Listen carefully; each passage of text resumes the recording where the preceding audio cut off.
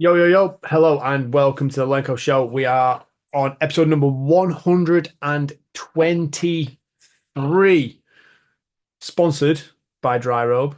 Head over to dryrobe.com to go and get your winter gear. Go and get ready for getting wintered. If you're going to be out and about doing a lot of training over Christmas period, then you will want to get warm and dry as quickly as possible afterwards. Or even if you're taking your four-legged friend for a stroll, stick your dry robe on for that. Stay nice and toasty. I've even got a dry robe for the dog, and it's mint. He loves it. So head over to dryrobe.com, go and get your clobber from there because it is class and I highly recommend it. Today's podcast, as I said, we are talking all about confidence. And Chris is with me again. He's in a very, very nice location today, Chris. Yeah, feeling super confident today as well. So Are you? yeah, How do you yeah, know? yeah. I'm just like you present me with any task that requires me not to leave the confinements of this square, and I reckon I could do it. No worries. And even if I couldn't, I know that everything would be okay. Where did you get that from? Where did you get that confidence from? How do you figure that out? How do you know? It's a good day to have a good day. I wake up in the morning, Alex, and say, "Oh boy, another opportunity to be the best person I can be." Strong growth mindset right there. Mm. Funnily enough, that's what I've written down as one of my keynotes for. Can I just clarify? I say that, and usually I am being slightly sarcastic, but it is also true. But I know that there's definitely a lot of truth in it. I mean, I agree with you. I've even written it down. Like, do you think a lot of it just comes from being at ease with yourself? Yeah. So, funnily enough, we're going to touch on this today. We spoke about reading I'll different. tell you what we're going to touch on. Carry on. I'll Um, let you know if we're going to touch on it. that was intense, wasn't it? Uh, I've been doing the self-authoring suite by Jordan Peterson, and one of the things that what was the specific question you asked me? I feel like I've just lost what you actually asked me there. Does confidence come from being at ease with oneself? Oh, that was it. Yes. And it obviously it's working. And it one of the things that flagged up for me was being potentially too laid back for your own good. But this is a let's say the balcony slash basement of the exact same or the other side of the same coin, whereby being at ease, being at peace, even you could describe it as, means that things don't generally bother you that much. Like things bother me, but do you know what I mean? Does that make sense? Like you believe that everything's going to be okay. Yeah, in the long run, everything will be all right. It will be. And I think that brings about a little bit of a calmness, bit more self-assuredness, like the little details in the moment that might cause an emotional overreaction are minimized and quashed by such a belief. Yes, but also I would also say it sometimes kills like maybe a bit of drive, a bit of intensity, maybe a bit more Mm. tenacity. I've certainly felt that in some moments where you're like, it's gonna be all right. Don't worry about it. Let's do this. Yeah. When you could argue that actually a better, when you look back, obviously, retrospectively, like you can always look at certain things, okay, oh, I would have done this differently. But it's one of those where you can look back and go, you know what, actually, perhaps the right approach here would have been to just go fucking default aggressive, read your Jocko Willink book, default aggressive, go for it. Well, I think it's interesting you say that. Like, obviously, with the emotion of, like, if you're at ease and you kind of like believe that everything's going to be all right, everything will work out fine. Like there's no urgency, there's no, like you say, there's no drive to go fast. And when it comes to certain scenarios, that go fast, that hard drive, that ultra competitive instinct is and can be very, very useful. And being able to kind of flick between those two modes of like long term, everything's going to be cool. I'm quite easygoing, laid back, chilled out, to bang, I need to get at it is I think like that's a skill that's worth practicing. Interestingly, I don't know what. I mean, I get this quite a lot. You'll have to let me know what you think, but you'll probably disagree with this. I actually think I'm quite right. I feel very at ease, laid back, comfortable, and calm the vast majority of the time. Yeah. But I always get like even when I'm at my most supreme calmness, I always get people coming up to me going, "Are you all right?" And I'm like, "Yeah, why?" And they're like, "You just seem a bit on edge, or you seem really stressed." And I'm like, "No, I actually feel really calm. I actually feel really good. What, what are you bothering me for?"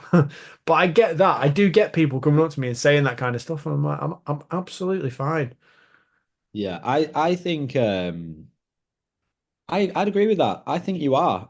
But I think it's other people and the interactions with other people. You have, whilst you do have a high tolerance, and I've seen you be way more tolerant of someone who absolutely did not fucking deserve it in the situation. Oh, You come also have. on, take me back, remind me. I don't feel like that's for this show. Oh, come on, take me back, remind me, do it. No, I can't do it in front of an audience. We can discuss it off air and then because it's a familial moment. It's a family thing and Oh, right. Okay. Yes. Yeah. Okay. Yeah. it was a pretty uh I think. I apologize, audience. I'm sure at some point we can come out with this, but for now you're gonna have to just make do the skipping this. But you are generally um like fine with most people. And to give another example, on the same day as we were driving up north, you received a phone call about like your finances and your portfolio and stocks and shares. Do you remember that? Oh, yes, I did. Yeah. Yeah. This Yeah. person's been like hunting you to ask you about this stuff, and you just made a joke of it. You were just lighthearted. I actually thought you knew exactly what you were talking about. So, ladies and gentlemen, audience, people listening, this random number had been ringing in while we were driving up. And bear in mind, Alex is trying to concentrate on driving. We're trying to have a serious conversation. It was quite a serious day. I think in fact, we were going to a funeral. And There was a lot of multitasking going on, wasn't there? There was a lot of multitasking at that moment in time. yeah, you were navigating distressed phone calls from family members. Ooh, phone calls from random unknown numbers. And then this number, he was just like, you know what, I'm just going to answer it, not knowing who it was. Answers this call, and it's this lady. There's a slight language barrier, but Alex isn't deterred by this. She asks him about his financial. I can't remember what she asked, but you're like, actually, I've got quite a diverse portfolio. I think Um, she was wanting to get me to invest in some like I don't know whether it was Bitcoin or stocks and shares or something, but yeah, she was from an investment branch and like trying to get me to spaff my money on stuff that I didn't need or want in a moment where I was concentrating intently on other things. But yeah, no, like everything I said to her was genuine. oh, well, that'd be why you sounded like you knew what you're talking about. Yeah, But that's my point for the story is you were very tolerant of her, despite the fact she wasn't deliberately rude, but there was a slight language barrier. She, despite not really speaking much English at all, couldn't pronounce your name and couldn't really speak English and then made out like you were the problem. She was distracting you and bothering you, and you did it really well. But what I do think is you have very high standards for yourself, and therefore it's not that you have high expectations of other people, but you make it very clear that if these people are not meeting set criteria and standards, you're not going to waste your time with them. Like you will do your best to help them, and if they're not willing to hear it, then goodbye. I'm not wasting any or investing any more time in you. Which I think is why some people who have one interaction with you or two interactions with you and they get scared of you, they're like, oh yeah, no, he's very intense. Yeah, because you fucking missed the bar, pal. What about you? How do you see yourself? I know we're getting on a bit of a sidetrack now, but how do you view yourself? I have always been, up until more recently, I have always been, uh, I've always put other people on pedestals, like, and not just like celebrities and people like that. It was never that. It was other people. I was always deliberately very nice, very polite, very well mannered. I would give them my time, and I still do those things. But I think previously, growing up, it was more from a place of I actually think that I was quite lonely and viewed myself as being like low self-worth, and therefore appeared sorry, I saw other people as being of higher self-worth, and therefore that's why I was putting them on pedestals. It's Mm, a little bit different now. I try to be well-mannered and polite to people. I try to give them my time, but I have actually always looked at the way that you treat people as being like a very good benchmark for how I want to set my mm, standards as well. Yeah, well, I do, and I've said this before. I really like that you draw the line, you draw the boundary, and you communicate it clearly. And they've got the opportunity, they've got the chance, and you don't just bite people's heads off. Okay, I've seen you bite people's heads off a couple of times, but it's usually warranted, and it's usually because they've gone way under the mark, way under the bar. Like I actually think you communicate very well. You're very articulate. You're good at speaking. You tell people, okay, this is what's expected. This is what we want. This is what's required of you. And then you let them know if they don't do it. And I think that's really good. I think mm. that's you should be. And I don't always consciously do that. Previously, I've allowed people to overstep, and I've been like, you know what? Because again, this comes from being laid back. For me, I'm like, you know what? That's okay. You missed the mark. What can we do moving forward here? But it allows your toes get stepped on. You end up having to move your boundaries, if that makes sense, rather than sticking to a firm line. Does that make sense? Yeah, I'd say that's fair. And that, like for me, it seems like the only reasonable and logical way to approach relationships. Like I think trust is a really like I suppose this kind of links back to what you said in terms of like going back to childhood, and you mentioned low self-worth. And I think I can see that. I can see that in both of us, where I know certainly felt like that, but not necessarily low self-worth, but low sense of self-importance. Like everything else was always more important than I was or possibly you were. So like whenever we played team sports, it was always literally a case of sacrifice yourself for the team, throw yourself under a bus, be the person to take the bullet, take the kick in, and put yourself on the line. And I think I suppose that probably comes from being low confidence. And I genuinely had that as a kid. Like arguably the vast majority of the time growing up. So then you have to develop a sense of certainty around something and develop that sense of assuredness and that character, that self-perception where you feel like you're actually able to go out and function every single day without kind of caving your head in or just being a sheep that follows everybody else around and does as you're told willy-nilly without questioning or actually thinking about anything. Like having the ability to critically think and then voice your opinions on things requires you to have a sense of, I would say, assuredness about yourself to the point where you can say what you feel needs saying without anything coming back at you and taking it personally. Like I know I've given my opinions on various things on social media over the years and on this podcast as well, but in terms of like what I say, I don't think I do it without cause or reason. I think there are fundamental aspects to it where I might be wrong. I might be off the mark with some things, and I appreciate that. But the way that I see it is the way I'm going to say it. And I don't think I see myself as being a very honest person. I don't think I tell lies. I don't think I do. I don't knowingly lie or manipulate people in such a way. So I suppose that's probably again part of just being able to be honest and be truthful. It just means you're never having to pretend to be someone else. You can literally just go about and be just you. And I think with the nature of the work I do, I'm constantly talking and communicating with people, and it's very, very hard to hide yourself and be a different person all the fucking time. It's much easier to just go about life and business and be yourself. So I think that makes absolutely perfect sense. Yeah, I think for me and you, we've spoken about this before. Like, I think for us as kids, we were quite gifted. We were clever and we were sporty, or at least we'd done enough as very young kids to be set up to have potential, and therefore the potential was quite clear. So, like I said, you have high standards and high expectations of yourself.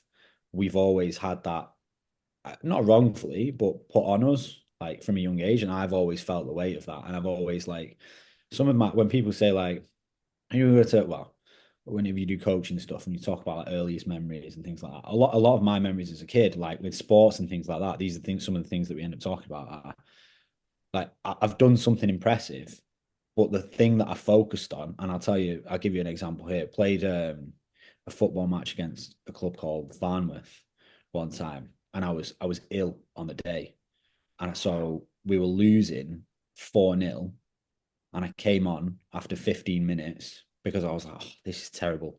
I'm just gonna have to go on. So my dad put me on, and because naturally my dad gets to put me on like that. Top coach, top Yeah, my coach. dad, my dad was the manager, ladies and gentlemen. Hence why my dad put me on. He didn't just like, hey, Gaffer, stick him on now. We were losing 4-0. I came on after 15 minutes and scored 7 goals. And I scored 8 goals and we won 8-4. And the first thing that my dad said to me when I came off was, if you'd have started, you'd have scored 9. That was the way it was, and he wasn't doing it because he doesn't like me or anything like that. Like standards were high, and it's like, and I could have scored 9. That's the reality as well. But that was how growing up, I then always saw things. It's like, yeah, I did 90% of this right, but actually, I could have done this. And I think me and you are the same in that sense. It's like, where are the 1% where we can improve? And circling back to start story, one of the things that I think for me and you is we're very much the same, but we go about things on almost opposite ends of the spectrum. Like where you saying about like being honest and being yourself. For me, growing through coaching and training people, I was always, who do I need to be for this person in this hour? And Chris Warren actually said it to me once. He was like, you're like the ultimate chameleon, whereby you can be who you need to be for that person in that hour, Mm. which means my personality. And I don't dislike this. I'm not saying it's easy. It's quite difficult being different, like uh slightly different personalities for different people in different moments and things like that. But But do so here's the thing. I think like that for me, that adaptive personality thing, it's not you changing who you are personally. It's just different aspects of your personality. yeah, Like if you imagine it as like one of them, so like spider web type diagrams, you've got so many different aspects to your personality and qualities. Like the vast majority of people will be very high in some areas and very low in others. And I think when you have like I know the kind of conversations you're talking about with clients, I think when you start having topics of conversation around certain things or needing to use certain skills, you improve your ability to do that and you just draw on other different aspects of your personality and then tie things together for that person in that moment. I think the reason you're able to do that is because you care. And I think that's like everything kind of stems from that. Like first off, you have to give a shit.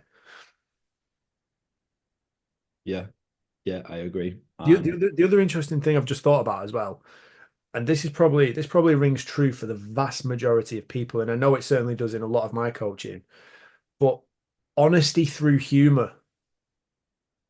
Like you mentioned there that, Dad's saying, if you'd have started, you'd have scored 9. Like it's honest. It's actually quite funny because, and it's also, but it's also fucking true because, like you can hear him say it and depending on the tone of the delivery, if it's not like he's shouting at you going, if you'd fucking started, you'd have scored 9, wouldn't you? Wouldn't you? Like he's not having a go at you. He's going, yeah, well, if you'd have started, you'd have scored 9. And you go, yeah. You think, oh damn, like, and he's right. And it's like, I think a lot of people actually, when people make jokes about themselves, a Yeah, lot of the time it's very truthful stuff. And if you were to say it any other way, it would really hurt. But if you could actually acknowledge the truth within the comedy aspect of it, like whenever you're laughing, your guard's down. You're not defensive. You're not on the back foot. You're not aggressive. If it's genuine laughter, you're relaxed and you're in a completely different mental space. And if you can actually acknowledge the messages that are coming through in that moment, it hits a little bit differently, and you might actually start taking action on it. Yeah, I think self-depreciative humor is a solid form of communication. But I also think 100% agree in terms of it can, well, it's a way of being able to soften the blow. And sometimes you need to inoculate yourself to certain things before you can start taking them head on. You got to have a level of communication understanding with yourself or with other people whereby it's clear that it's, if it's said in jest and humor, like, listen, this is coming from a place of love, then you're more likely to be more receptive to whatever needs to come next. And when you have that and you've built up, I guess, a foundation of self-worth and self-confidence, and you then have a direct avenue for, I guess, more hard hitting truths, you can build that up. It's almost like learn.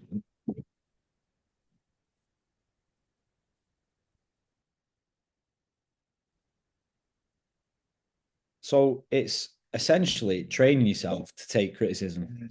You are gradually increasing potency of the dose of receiving shit. And if you give it to yourself, if you're giving it to yourself, or giving it to someone else in a form of humor, it's a little bit softer hitting. And when you get used to the softer hitting stuff, you can start with some of the harder hitting stuff. Yeah, I think I always kind of like to. I do use it in a lot of my sessions where people will say things or laugh about stuff, or they'll kind of take the piss out of themselves a little bit. I'll or I'll kind of liken their actions to something else in particular that's actually, well, what I think is quite funny, and to kind of highlight the similarities between what they're doing and the absurdity of it to other scenarios and other situations. And the thing is, if you're constantly hammering yourself, if you're constantly in that self-deprecating mode where you are almost being abusive and you know unkind to yourself, it can become very, very hard wearing. So in a situation like that where that is happening, that's when I'll then kind of flick the switch on it. So you go from having that little bit of a laughter joke kind of thing about it, and then go, right, okay, so what are we going to do about it? And then try and get those wheels turning and get them thinking, because it's all well and good taking the piss out of yourself, but if you consistently do that and you only ever do that, what kind of message are you sending to yourself? It's going to become very wearing over time, and you can't live like that. It's not useful. So if you're in a situation where you are going to give yourself shit or give yourself some stick for various different things, you also need to pick yourself up on the back end and think, right, well, let's make some use out of this. Let's not just take the piss out of myself. Let's actually put something into action and make it useful. So always think about that. What are you actually going to do about it? What are you actually going to change? And then take action on that. Um, do you have similar stuff going on with your clients? Yeah. And I think sometimes that is the way to get it across. Sometimes it's, and you'll find the answers in the things that people do say, because they will do it and they'll say things like that, and they'll say it in a jokey way because that's their way of, they're conditioned, they've learned that way of dealing with things. And sometimes it takes you as the coach to be the person that goes, okay, now what if we say that and we're actually honest with ourselves and we take the humor out of it? Like, what's left? How do you feel about it now? Mm, Eventually you do have to face it and taking the humor off it. But having the humor there present while you do it is like an introduction. It's like an opening of the yeah, door. It's yeah, like, oh, let's actually look at this now. yeah. It's like, who are you going to open the door to? Someone who's really funny and amusing, or someone who's just really serious and aggressive? Like, what kind of what who are you going to have a conversation with first? you're Yeah. probably going to go to the funny person. And then if they go, and if you go from speaking to the funny person, and all of a sudden then they become really serious, you go, okay, right, okay, yeah, let's address it. I think it all ties back to confidence. I know confidence was the topic of this podcast, but it all ties back into confidence. Um, have you got a situation you can think of where you have ever had sort of particularly low confidence at any point in time?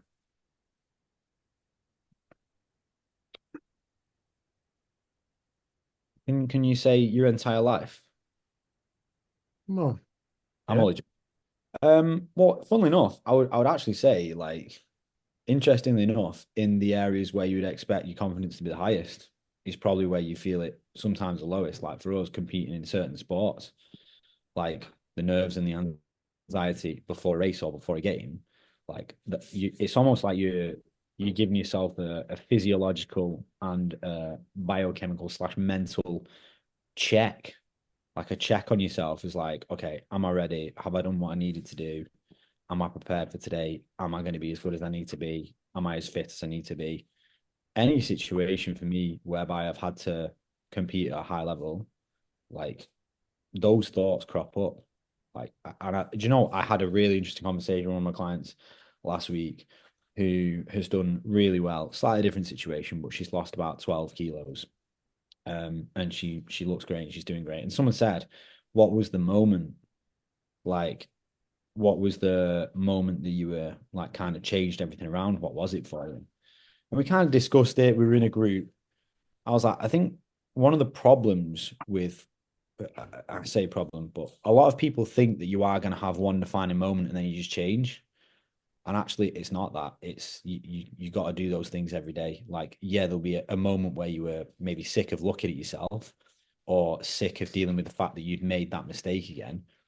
That doesn't just you don't have that one time and then it's never there anymore. Like that happens every day, and it's you either make the correct decision that moves you forward, or you make the wrong decision. And sometimes you still make the wrong decision. But I think people think that's it. There's going to be this one defining moment, and then I'm done. Like I'm going to be a different person. It's not that. It's the accumulation of you feel like as good as you might be, as prepared as you might be, as fit as you might be, as strong as you might be, as technically proficient as you might be, you're still going to have that feeling of low confidence before you start, or nerves, or whatever it is for you. And you have to make decisions, make the choices, make the action, take the actions, build the habits for to yeah. overcome that every day. You get that little bit of performance anxiety from that little bit of uncertainty of what is it going to be like? Like I know when I'm going into if I've been, I suppose previously when I was taking more contact, when you're going into a very competitive game. Actually no, fairly recently as well. Actually, I'd say I've been exposed and taken a few hits in positions where I really shouldn't have taken the hits, and they have had a lasting effect.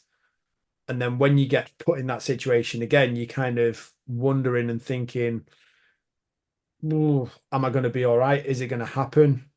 Um, and again, it creates that little bit of uncertainty, that bit of anxiety, that maybe that little bit of worry that maybe something bad's going to happen. And I think that's perfectly normal. But again, we go into and you get thrown in situations where it's almost like coaches just expect you to be supremely high confidence all the time. And it never gets spoken about. And I think this is something I actually raised on my social media the other day. So I have got a few responses from this from a few people that have written in about it because it's something that in team sports, especially at the amateur level, where you haven't got psychologists, you haven't got psychiatrists with the team to kind of break everything down and speak to people one to one, but it's almost just like you throw people together and you just expect them to be able to perform no matter what. And then I look at the likes of certain professional footballers and you just think, where is their confidence gone? And they are getting every single resource known to man thrown at them. All the best sports psychologists, all the best personal coaches, all the best nutritionists, all the best performance coaches, like everything's getting thrown at them. And it's like, where has your confidence gone? Like, what is going on? And I think you've said something there that, uh, at points where you expect confidence to be the highest, that's where you get the greatest amount of contrast. Um, like obviously in situations where it should be really, really high is where you're likely to experience that biggest hit or that biggest deficit. Like I've said there, if one or two bad experiences, oh, there's the dog. What a dog. Mine's actually asleep on the floor behind me. Chris has got his dog in the middle of a swimming pool, if you are watching on YouTube. Um, yeah, all it takes is a couple of hits, like one or two hits in the wrong place, or a couple of things said by the wrong people, creating a bit of doubt, bit of uncertainty, and you start to either chip away or gradually erode that bit of confidence. And I don't know, that probably forms it probably forms the cornerstone of your overall performance. Like everything has to stem from a level of confidence and certainty to enable you to perform. Yeah, I think I mean I don't train any people that are competing at the minute, but me and Ali did a competition the other weekend, and one of the things that I was saying, and one of the things that I spoke to Josh about recently as well, is just do whatever relaxes you, like the night before and the morning of. Just make sure you're as relaxed as possible because you're gonna feel like nerves, sick, numb, whatever you feel. Call it. It doesn't. You don't even have like confidence is just a word, isn't it? With the definition that we've given, like call it whatever you want. Like your body's gonna feel a certain way and it's more than likely going to affect you in some way. You just want to be as relaxed as possible and make it as normal seeming an experience as possible to try and nullify that Mm. and try and enjoy it in some way or try and achieve whatever said outcome you are looking for. And the easier it is to achieve that outcome, the better you're probably going to end up doing. Mm. Do you do anything in particular to build confidence with your clients? Because I think so. I've got a list of the basics here of what people can do. So, first off, set goals, have incremental targets that you can hit and be successful at attaining. I think success is a big part of building confidence.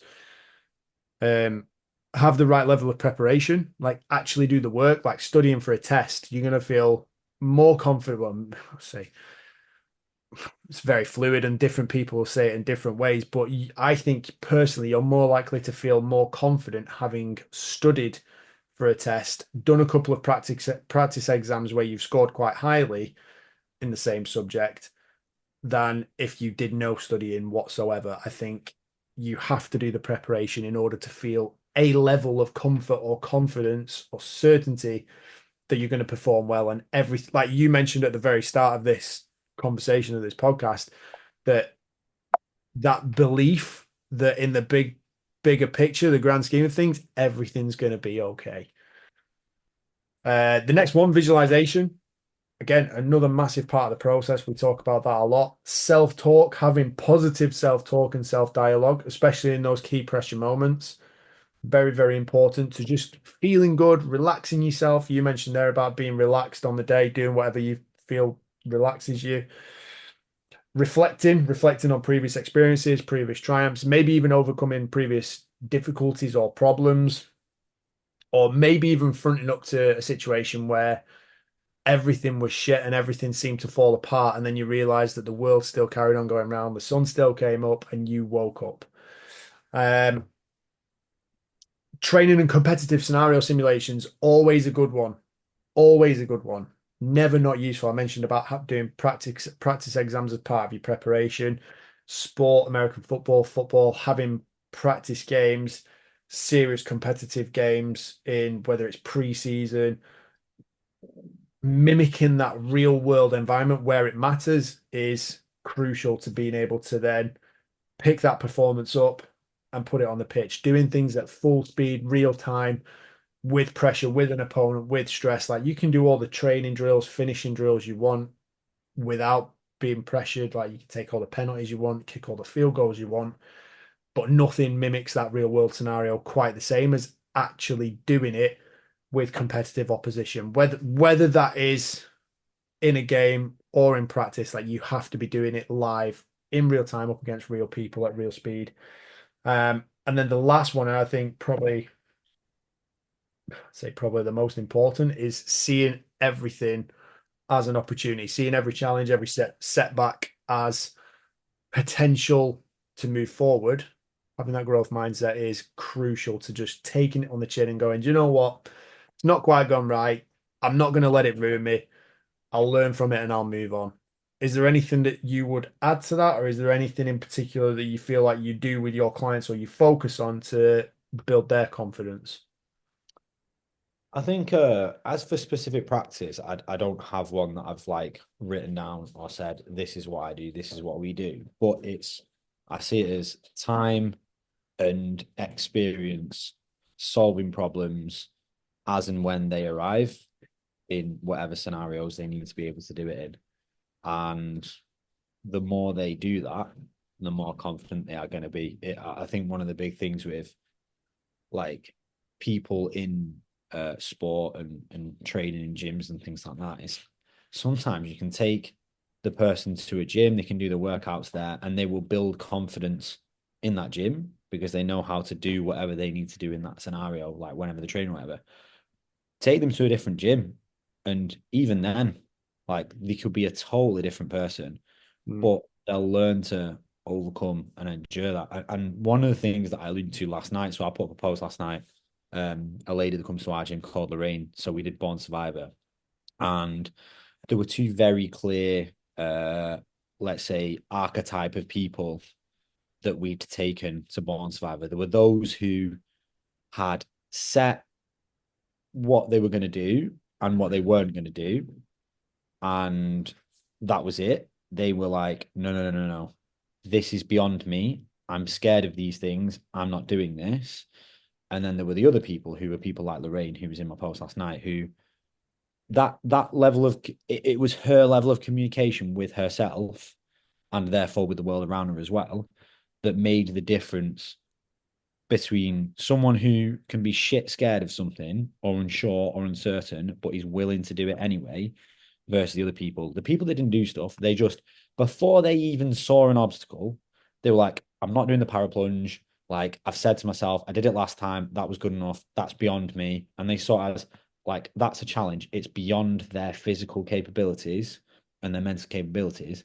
And they ain't going to do it. And that was that. It was set. And there was no, like, you could have stood there for half an hour in the call and tried to talk them around. And I'm sure there were ways of like kind of trying to get into the psyche and turn around. But like, what's the point? Like that was their level of communication. But people like Lorraine, she said to me at the top of this, it was called the torpedo slide.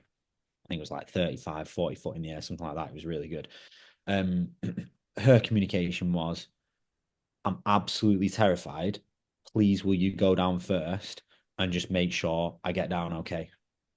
But it wasn't even in her headspace that she was just going to stay at the top or that she wasn't going to do it.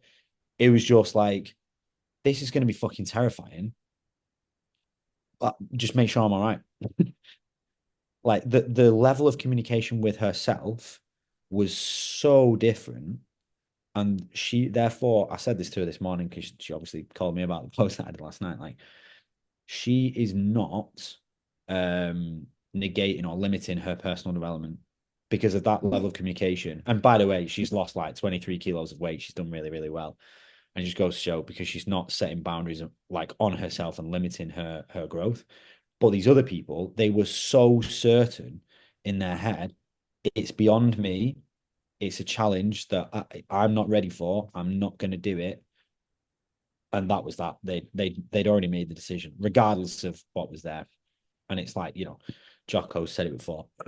And it's obvious when you really, really, really want something, or when you hold yourself to a set standard, that kind of conversation doesn't happen. It's a totally different conversation. It's okay, how do I make this work? How am I going to get through this? What do I need to do to get through this? Rather than, oh my God, I can't do that, And which I is think 99% of people's first response. that is a very, very important leadership characteristic. Like I always think like strong leaders are confident leaders, and confident people will typically make strong leaders if they are able to communicate. And again, like I say, that leadership quality and that confidence all comes down to having a clear plan, clear mindset, being stable in your mentality. I'm not necessarily going to say relaxed, because I think that sense of relaxation, or that portrayal of relaxation, comes from having that certainty and that steadfastness to be like, yeah, it's going to suck, but let's go. Like I would quite happily walk into battle with someone that goes like, this is going to be fucking horrible, but I am up for it. Like, all about that. I know that there's various things that I can think of that I've done where it's either been with clients or with teammates, or even if I've just done it myself and I've just gone, this is going to be absolutely honking. Let's do it. And it's like, I don't care about the outcome. I don't care what happens to me on the other side of it. I know I'm going to get through to the other side of it, but the first thing I have to do to get there is start going. I would say probably even actually, starting up my own business, starting off doing the podcasting, starting off posting on social media. It's fucking terrifying, but you've got to do it. And I firmly believe it is very, very, very, very rewarding and enjoyable. I don't think I could actually work for somebody. I'll say that. I think I'd be possibly too conflicting, maybe too challenging. Um, like a grenade with the pin out, possibly. Yeah, I do think it's quite interesting thinking about scenarios like what I was thinking about there. It seems like these people almost they lack certainty in their lives. They're so uncertain about things, but the thing that they are certain of is their own limitations. Mm, And they're just adamant, like they're out to prove I cannot do this. I cannot do that. I won't be able to do this. I won't be able to do that. You need to find if that is you and that's the way you communicate with yourself, you need to find some certainty somewhere else in your life. mm. And some of that just comes from getting a routine, having a stable routine. Like, if you're not in a stable routine, like, all your foundations of your day-to-day functioning are out the window. Like, you have to have something that is stable and steady for you to be able to launch yourself from.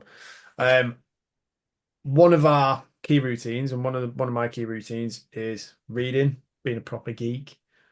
I know we said we were going to talk about this, and we're going to run out of time shortly if we don't do it now. So, books wise, what are you currently reading? Yeah, so we spoke off air before this that I like to juggle books and have multiple on the go. But as I mentioned earlier, I am doing the Jordan Peterson self-authoring at the moment, so I'm limited to one book. I'm currently reading The Diary of the CEO of all books, actually, Stephen Bartlett, and it's actually pretty good. I am quite enjoying it. It's quite easy to read. There's a lot of value in there, if I'm honest. Yeah, so that's what I'm currently reading, plus doing the Jordan Peterson self-authoring. What about your grand self, sir? So, I like similar to yourself before you were on the Jordan Peterson thing. I have got many books on the go, and like, while people might think, well, that's just ridiculous. Fiona already says it's ridiculous. I've got a pile on my bedside table that are either halfway through or three-quarters through. They're all at various different points. Funnily enough, I've just gone onto my Kindle as well. So I like proper books. I like being able to hold a proper book, but I also have Kindle Unlimited, which gives me access to many more. And I've just opened my Kindle app, and I have, like, one of the sports science books I'm reading at the minute. I'm getting quite deep into this, is Fascia. Fascia Training in Application is the title of the book. And very interesting. Lots of useful little applications in there. And on the theme of today's podcast, I've got another book. I'm only 4% through it because then I started on my fascia book. But this other one is The Art of Extraordinary Confidence. So it must have been in the, what do we want to call it? Yeah. The Matrix, the ether. It's in the ether that we were destined to be talking about. The books we're reading on today's podcast, all about confidence. So those are my two on Kindle. The other one, and this is more of just like a little bite-sized snippet. I'll kind of dip in, maybe read a page, put it down, go off and do something, is Marcus Aurelius Meditations. Meditations. Very useful. I've actually got some really fancy copies, a really fancy copy downstairs, which is in like one of the proper like leatherback bound books. Looks proper smart, proper smart. I'll let you see it. I won't let you handle it. I'll let you see it next time you come. Um, Look at it Another through. one. I've been reading this for about I'd say a year and a half now. Um, it's quite a hard like like a learny book, theory based, like education based principles. It is Mastering Coaching. So that's all about mindfulness, neuroscience, expert performance, positive psychology, experiential learning. Funnily enough, I can't remember anything from it. Um, no, there's things in there that have stuck. It's not a nighttime read. The most recent one, and I've got you to thank for this, is Crime and Punishment, which is a Dostoevsky book, and it is in terms of reading literature, the like one basically one of the chapters I worked through yesterday was a letter to the main character from his mother, and it took about 6 pages of the book, sorry, 8 pages of the book. No, 9 pages of the book, page 35 to 46, for her to say the same thing over and over again and spend a lot of time saying nothing. But I'm waiting to see what that evolves into. I've been told it's a very good book. It's hard going though. Um, Another one, again, this is something I like. I just love dipping in and out of this. You can get through this super quick. I am halfway through it. Habits That Make a Champion. Can't go wrong with that. Alistair McCaw, very, very good. And then one of the other topics I'm very interested in is like we've got a little bit of quite a few things there. There's a fiction, then coaching, education, philosophy, I suppose motivational learning. The other one, I quite like physics, quite like things to do with the universe. So this one is the biggest ideas in the universe. Now that is hard going. This is proper mind bending. Lots of numbers, lots of science, lots of diagrams to try and get your head around.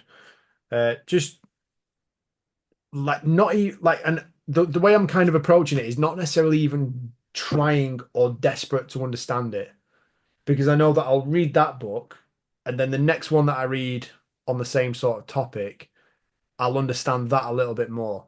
So it's not a case of going back rereading stuff, because otherwise, if you continuously do that, you'll never finish the bloody book.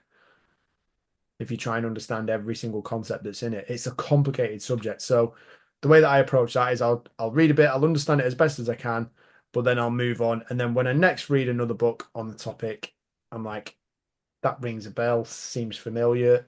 And like learning is a long ongoing process. It's not something that you complete.